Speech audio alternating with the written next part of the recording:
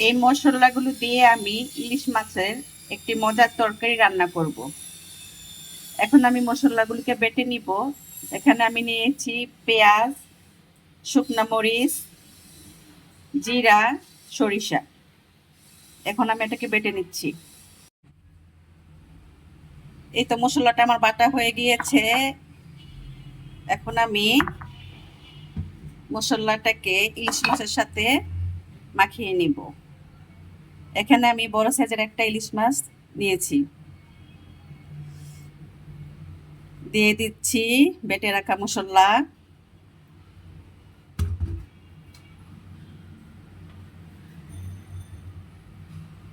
এখন দিয়ে দিচ্ছি স্বাদ অনুযায়ী লবণ, দিয়ে দিচ্ছি হলুদ গুঁড়ো,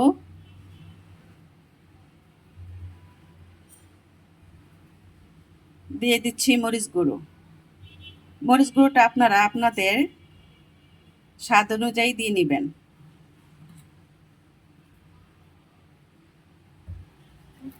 এখন দিয়ে দিচ্ছি তেল।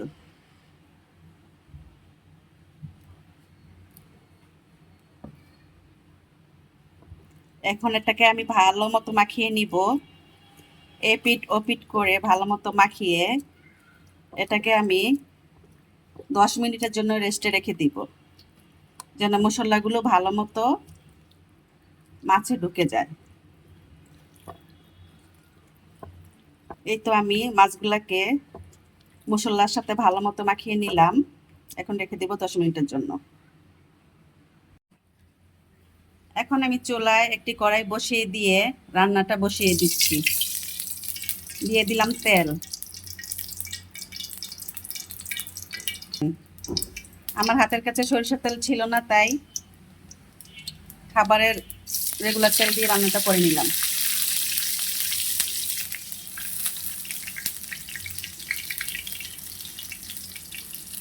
এখন আমি দিয়ে দিচ্ছি মশলা দিয়ে মেখে রাখা মাছগুলা।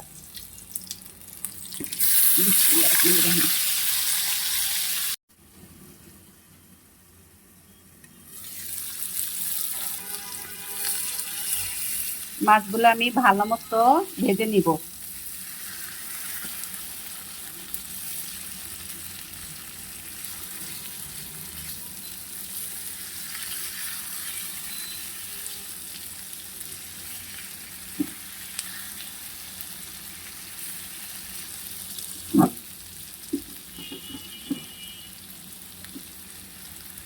এখন দিয়ে দিচ্ছি খুবই সামান্য পরিমাণে পানি।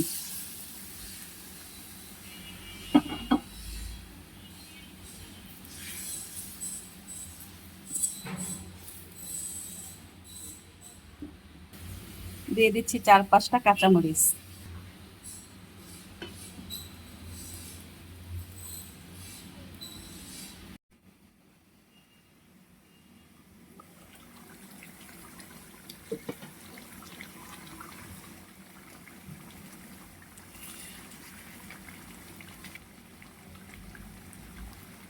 এই তো হয়ে গেল আমার ইলিশ মাছের খুবই মজার একটি রেসিপি। আশা করব আপনারা অবশ্যই ট্রাই করে দেখবেন, বিশেষ করে যারা নতুন রান্না শিখছেন। যদি ভালো লাগে তাহলে অবশ্যই লাইক, কমেন্ট, শেয়ার করে আমার পাশে থাকবেন। আজ এ পর্যন্তই। সবাই ভালো থাকবেন, সুস্থ থাকবেন। আল্লাহ হাফেজ।